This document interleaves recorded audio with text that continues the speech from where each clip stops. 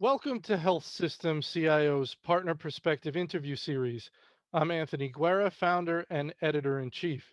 Today we're talking with Mark McArdle, Chief Products and Design Officer at Imprivata, about the state of security in health systems, how those organizations are working to balance security and usability, and where identity governance fits into the equation. Mark, thanks for joining me today. It's great to be with you today, Anthony. All right, very good. Mark, you want to tell me a little bit about your organization and your role?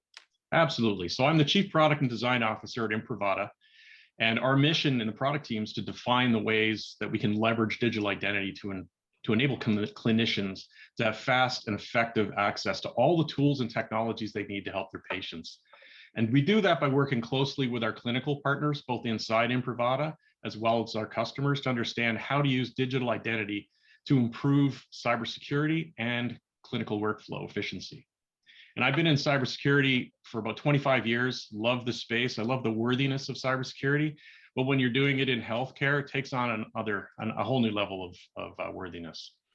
And you mentioned that idea of doing it in healthcare. So tell me a little bit about your experience. I know you came from outside of healthcare. Healthcare often has an inferiority complex, especially around security, and probably with good reason. But tell us a little bit about where you came from and how that informs your perspective. Sure, I've always had healthcare customers, but never had the focus on the clinical side like we do at Imprivata. And what that's really highlighted to me is the challenge that CIOs and CISOs face in healthcare that's different than, say, financial. A lot of my customers over the past 20 plus years have been in financial markets. And because they are professional risk managers and they are heavily regulated by the SEC, there's a lot of proactive effort underway to drive the overall cybersecurity hygiene to a better and better state. And they're measured, those CISOs and CIOs in financial are measured very differently than by their users than they are in healthcare. In healthcare, your focus is on making sure clinicians have access to everything they need. Downtime is bad. Friction in helping them get their work done is bad. So it's a very different dynamic when you're trying to make sure that the infrastructure you're using is always available and always secure, patched and up to date. But change is a risk, and change comes with it the possibility of breaking something in the clinical environment. So it's a more acute challenge, I think, for healthcare professionals than we see in other sectors. Well, I understand what you're saying, but in both industries, you have what I would call powerful customers, internal customers, powerful users. Now, maybe the difference in healthcare to me is that a lot of your powerful users are not employees of the health system, right? They have privileges there. These are high-powered individuals. But also in financial services, you have powerful users, but they are employees. That gives you, I guess, a greater degree of control, influence, say? Yeah, I think there are some big differences. That's one of them. But also, I think the healthcare environment relies on shared devices much more so than typically in other enterprise environments where you have your own laptop, you have your own workstation, your own phone, things like that. In the clinical environment, high reuse, high shared use of devices is normal and accelerating, especially with mobile devices becoming more and more prevalent. So that makes the security aspects much more difficult to manage than just say, lock down your own PC with your own MFA token. You're not logging in and out of that system dozens of times a shift or even hundreds of times a shift. So there's a couple issues there. One is, as you mentioned, it might be an iPad that is shared with different people. So when a shift comes on, a shift comes off, it goes to the next person. Then that's totally different than bring your own device, which we know is an element in healthcare. I don't know how prevalent that is in other industries where you're using your personal phone to do trades. I can't imagine that's very prevalent.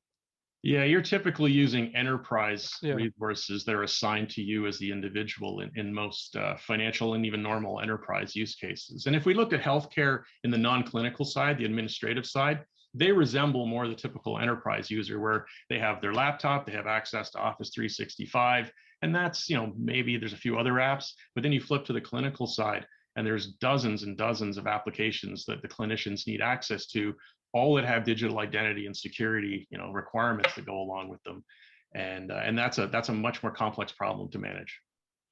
So we know healthcare is complicated and complex, and nowhere perhaps more so than around identity, and perhaps never more so than dealing with COVID, and how COVID required people to be moved into different roles, fill in here, fill in there. Um, Everybody moved around, privileges were given, access privileges were given, perhaps not taken away, which is a dynamic that we know about in healthcare where um, they get more and more and more as you move around, but perhaps never the old ones are taken away.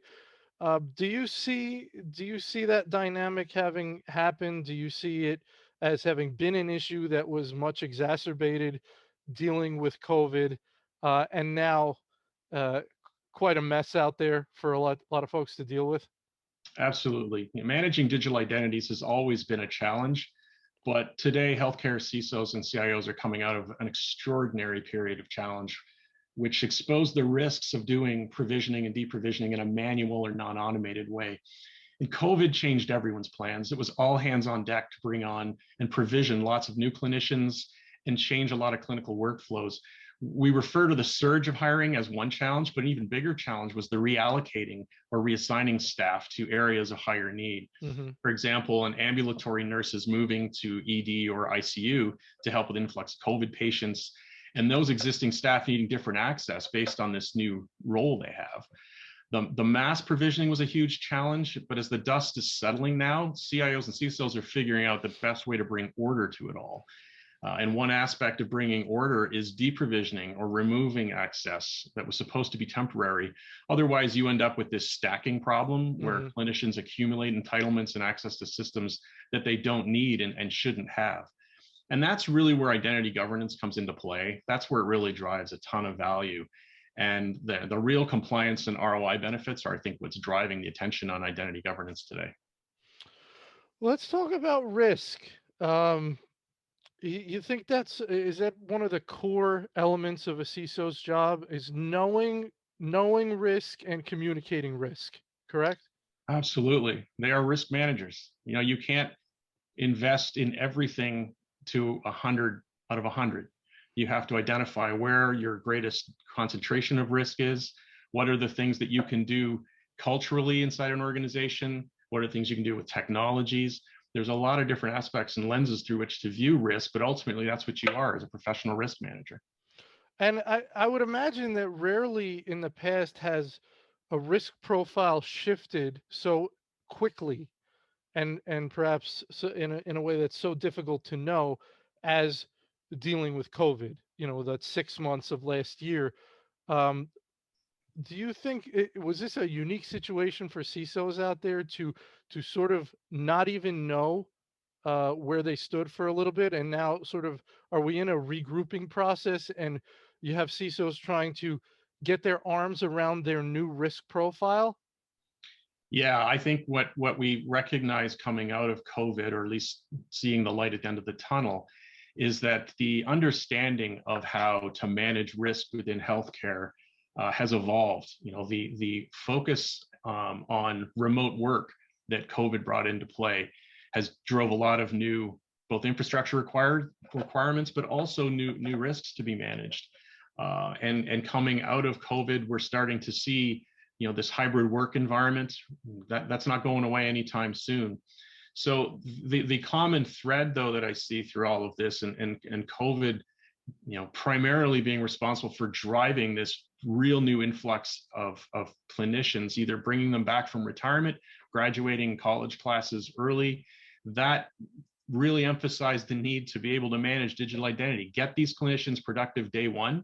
You've got to have entitlements to all the systems you need to serve the patients that you're assigned to. That's critical. And if you can't do that for days or weeks, that's not helpful. That's inefficient. And the second part is just making sure that over time, as a clinician moves through their career, they're going to be in different groups, different entitlements will be part of that role, but they shouldn't just accumulate them over time. That's a compliance challenge. And ultimately, with the way things are regulatory pressures evolve over time, getting ahead of that is probably a better thing. And then when you add to it just the ROI, What does it cost to have a doctor or nurse not fully provisioned for a couple of weeks? What is it? What's the actual cost of that? And those are the things that I think are important to be evaluating. As we get out of COVID, we're starting to see the focus on strategic investments to make the organizations as a whole more efficient.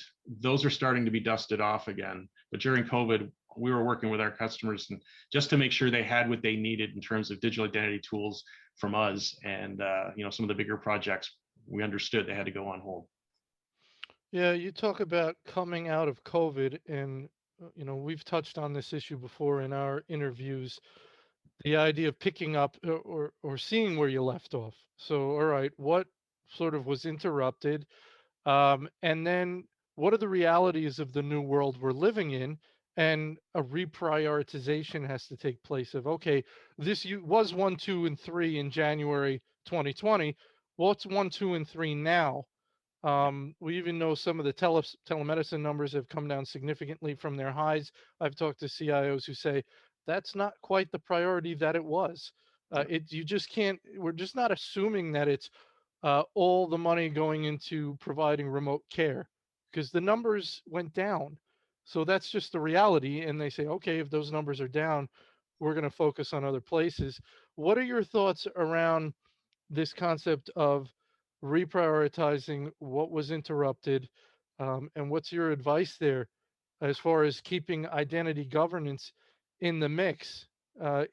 We talked about this before, you and I.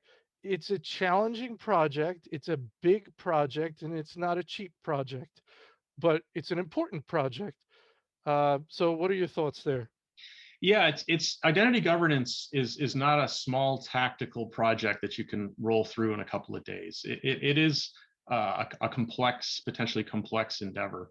But the complexity of the roles, the number of disparate technologies, the use of shared devices, all make this a bigger challenge in healthcare than in your typical Office 365 enterprise user.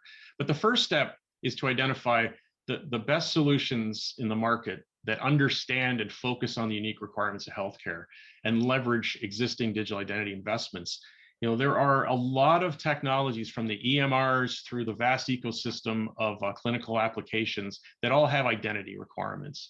And being able to integrate with that vast ecosystem so that when you bring on a new clinician, they are in the groups that they need to be with all of the entitlements that are necessary for them to be successful in that role. That's something that requires both curation and driving insights from how your digital identities are being used today. And that's one of the things that we encourage customers to do is leverage how your credentials are being used today, because that can be another lens through which to drive ROI, where if you know how many clinicians are actually using clinical application X, and you might have over provisioned that by 4X, there's cost savings there.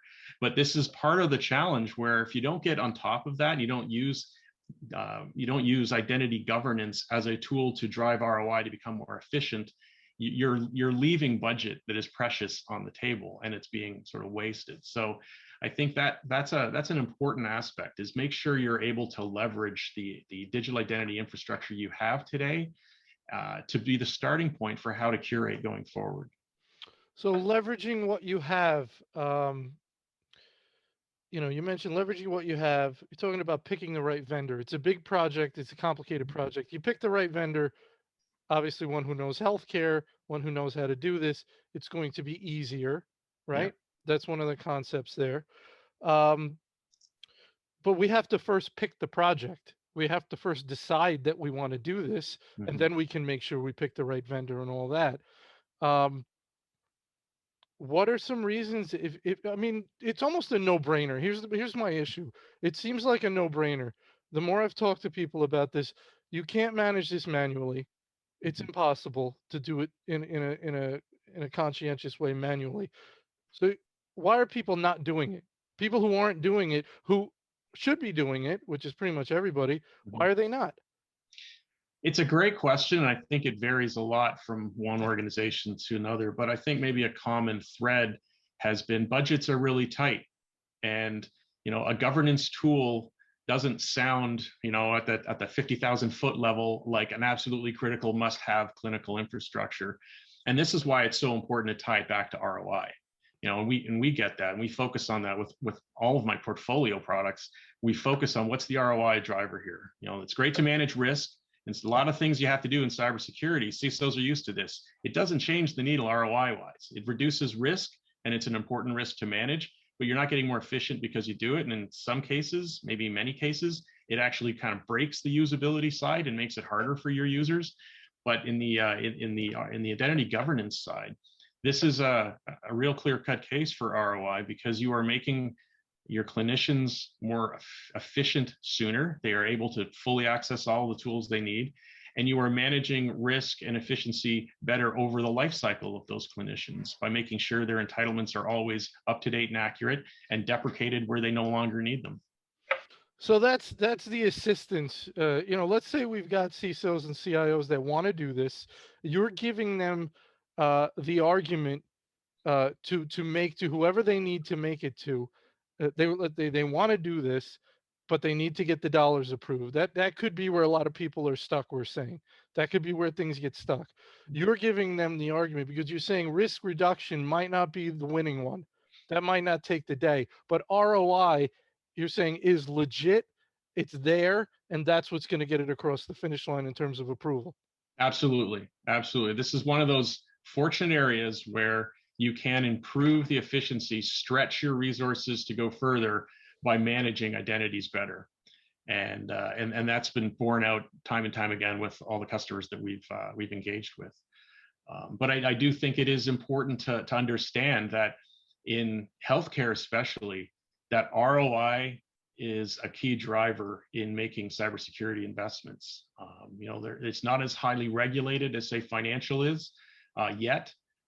There are certainly rigorous regulations in place around managing patient data, but there is also a need for recognizing that in order to become safer, we also have to find ways to fund that, and making the environments either through license management or just making our healthcare providers more efficient and productive goes a long way. And you said there's a usability argument here too. We talked about balancing security and usability. That's a classic issue when it comes to security. Is we put in security measures, and sometimes they reduce usability. You have to do two-factor authentication, takes you a few extra seconds. People get upset, but it's a trade-off like everything else. So, what are your thoughts around how implementing identity governance affects the usability versus security balance? Yeah, it's a great point, and cybersecurity has been notorious at times for forcing a zero-sum game between security and usability. I'm going to make you more secure, but it's going to come at the direct expense of how your users experience the resources. And passwords are a great example. Long, complex passwords are definitely more secure, but they're a nightmare for regular humans to manage. Clinicians are very smart, and they're devoted to their patient care mission. So things that get in their way are either quickly killed or worked around. And we've seen some very creative ways that clinicians get around attempts to make things more secure that get in their way of the patients. But we have seen how digital identity is being used effectively as the control plane, and it's resulted in improved clinical efficiency that drives real measurable ROIs, as well as increased cybersecurity compliance and reduced risk. And that's rare. I mean, I've been in this industry in cybersecurity a long time, and it's rare when the tumblers line up that by doing the right thing to manage and lower cybersecurity risk, you also become more efficient out the other end. That's a special combination. And it all ties down to that basic fact that we focus on the clinician's experience. We want to get technology out of their way and help the technology serve them so they get to their patients, spend more time with the patients, less time with the tech. And identity governance helps to make sure that that's a consistent deliverable when their entitlements and all of the accesses that they need are managed throughout their entire life cycle, not just in a shift, but their whole entire career. I've spoken to your chief medical officer, Dr. Sean Kelly, a number of times. One of the things that impressed me most that he says is, as a clinician, don't interrupt me. When I'm doing something, when I'm deep in thought and I'm trying to figure something out, don't interrupt my train of thought. That's very damaging. How does that relate to what we're talking about today in the technologies of identity governance? Oh, it's a great point, and I love working with Dr. Kelly and his clinical team because they really are our direct connection to what the clinicians need out of our products. We want to make sure that digital identity protects the patient data, protects the clinicians, and derives the efficiencies that are needed. We want every second that a clinician could be spending with a patient spent with the patient. And if there are things we can do to optimize that, that's what Sean, Dr. Kelly, and his team, they live right in the center of that. But the key message there is that, as much as strong passwords and things like that are great for cybersecurity, when you're a clinician who needs to type in a password 40 or 50 times a shift, that becomes a real problem. That's a real efficiency issue. And walking in and out of a patient's room with doing a test or updating some vitals and going back to a shared workstation and have to type in that long passphrase again, that's a mess. So our focus is on finding ways to make sure the security is still there through robust biometrics, through tap and go capabilities on robust cryptographically secure smart cards and things like that. So this is not about getting all the security out of the clinician's way. It's doing the security in a way that makes it transparent to the clinicians and in many ways makes them more efficient while being secure.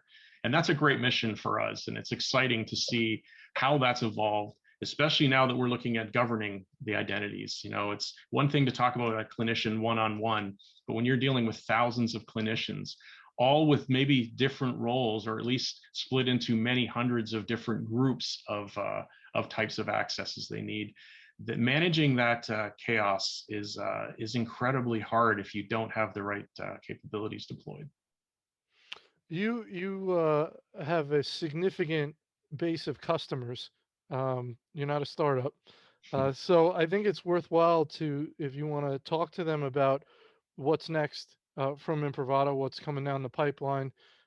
They're curious, partner. You get to that level of partner where you're a real part of what they do. They want to know what's next. Exactly. Yeah, I spend a lot of time talking with CIOs and CISOs in healthcare, and the ones in highly regulated markets that have come into healthcare. If you're coming from financial or a military or somewhere where there's a significant appreciation of cybersecurity risk, the ones that are coming from that market realize that the CISOs in financial, for instance, work together collaboratively. They realized they were all sort of doing the same work individually, whether it's on cybersecurity due diligence questionnaires. How do we vet the proposed vendors we're going to use? How do we share vendor insights? So they built a really good ecosystems where they share that knowledge and leverage each other's experiences.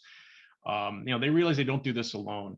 And certainly in financial, when the SEC started bringing handcuffs to play for not doing the right things from a cybersecurity perspective, that drove a lot of attention.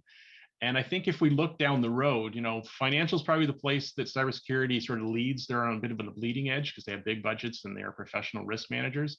But if we appreciate where things are headed, healthcare CIOs and CISOs should be looking to think about how cybersecurity risk is being more prescribed from regulatory perspective. And healthcare won't be the same exactly as financial, but some of the same risks have to be managed. We've seen what's happening today with ransomware. I mean, that this is horrifying what's going on with some hospitals being taken down for days and sometimes weeks. But these are the types of things that are going to force a lot more focus and hopefully support for CISOs when they are making the pitch to the board and the exec team to get investments for things that are going to make the organization both safer and more efficient. So you speak to quite a few CISOs and CIOs at health systems. I want to take them one at a time. I want to take CISOs first.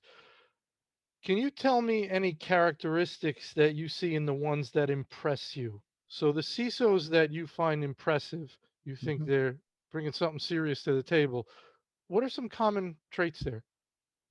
Well, I think if you're a CISO who has long tenured, you're doing really well because it's a tough job. It is not an easy job. We had the expression, the bad guys only have to be right once and you have to be right every single time. And it's an asymmetric warfare.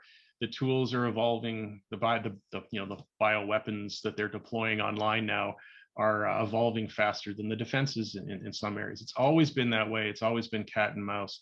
But the successful CISOs are the ones that look at others and learn. They steal the best practices. They are constantly paranoid about not thinking about things the right way, and building real threat models that are not an academic experiment, but based on the reality of the complex environments they're responsible for. It's a tough job, and I have huge respect for those that are doing it and want to support them in any way they need. But the CISOs really are the primarily risk managers, and they have to have a good appreciation of the attack surfaces that they're responsible for. And take CIOs now, different profile for success. Yeah, the CIOs, I think, are still primarily judged on availability. What's working and what keep it working, and they live at the intersection of that tension between cybersecurity best practice and not annoying or frustrating their clinical users. And that's a tough place to live. And I've seen and experienced challenges in the past where a multi-million-dollar MRI machine is running an old version of Windows, and you're not able to patch it because that would potentially break its FDA certification. So you're left now with, well, I have an MRI machine that could be potentially hacked unless I put other secondary measures in place, or I update it and it's no longer legal for me to use as an MRI machine. So you don't find that in a lot of other industries, and it's a particular challenge there. So, the CIOs, they have a very tough job as well. And that's why we're so motivated to try and find ways to help lighten the load. And, we understand those challenges. Yeah, and we see a lot of them now. Do you see a shift from those individuals managing the work to managing vendors doing the work as things go, managed services and things go in the cloud? The job almost becomes different. It does. And again, in other industries, we've seen this, and a new practice has come out called vendor risk management, where you're not just as the CIO or CISO responsible for the things that you directly manage, but you're responsible for that ecosystem that you bring in, whether they're cloud vendors or an outside email list vendor, things like that. So the expectation is that your responsibility is going to grow as you use more potentially cloud technologies, but your direct control over those is different than it had been traditionally, where you could walk down to your data center, talk to your own IT people, and get the issue resolved. So, but that's the way it's moving. I mean, the compelling economics of the cloud and getting hospitals out of managing data centers, replace data centers with more beds, that makes sense, both commercially and academically, but it is a different kind of role, and it requires careful planning, because healthcare, again, is not the same as a lot of other industries. There's complexity there that ultimately manifests itself in how well the clinicians view the change. All right, Mark, we only have a few minutes left. I just want to get some final thoughts from you, words of wisdom, words of advice. Again, the way I see this, and I've looked at this issue a lot, is manual is not an option. Um, you need to move forward with some automated system. They're not cheap and they're not easy to put in, but you have to move forward. You've given them some arguments to be able to put to the other executives to get this approved, to explain that this is a worthwhile spend. Wes Wright, your CTO, talked about the spaghetti that's left, meaning the mess from COVID in terms of identity. We have to believe that that's there. What are your final thoughts you want to leave people with? Well, I think it's important to not just kick this can down the street. I mean, it is important to become as efficient as you can with the resources you've got. Identity governance is an important tool in that arsenal. And if you focus on the ROI side of it and not think of it as just a management tool that'll print out some compliance reports, it's much bigger than that if done properly. So when you look at identity governance, look for things that really understand healthcare. I mean, it is not the same as a 5,000 person using their own laptop Windows with Office 365 environment. Healthcare is messy in terms of tech, and there's a lot of the integrations. There's a lot of third-party pieces that have to come together. And if you're focusing on identity governance, that complexity has to be part of what the solution absorbs. And if it doesn't absorb that complexity, it's going to be left. The spaghetti will be left on your plate. So make sure you're doing your homework and recognizing that the solutions out there aren't all the same.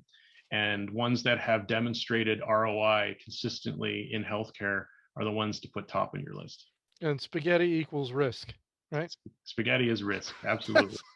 Okay. All right. Very good, Mark. Thanks so much for your time today. Really appreciated the chat.